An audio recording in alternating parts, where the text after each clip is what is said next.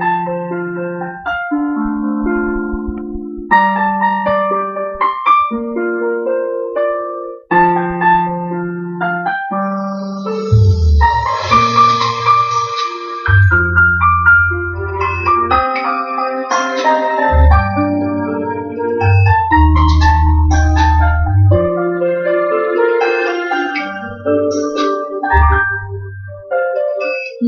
thu đục mi cầm lấy nhau, quanh nhau biết ta nhìn nhau ngày nào.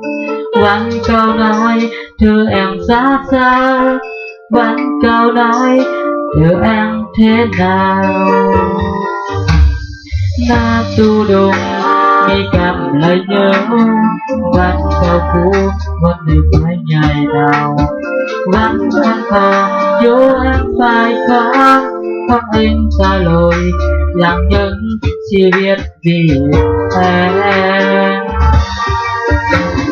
Cố trả lời chắc em biết đâu, sao hỏi em làm chi em thôi. Em vẫn là một lúc ngày nào trên một đường không dễ theo được đâu. Trên bầu trời ta báo trời như hạt trắng lặng tiếng ơi. Em ngọt ngào giọt mưa mưa rồi, ôi cha ai em hãy biết đâu.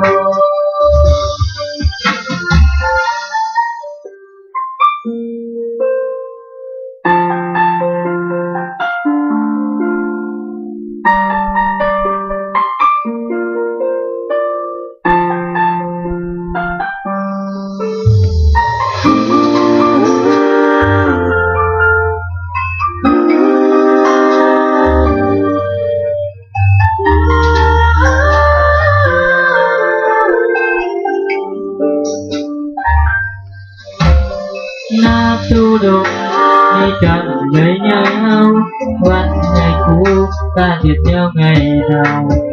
Vẫn vẫn khó chớ em phải có hoặc anh trả lời làm những chi biết vì em.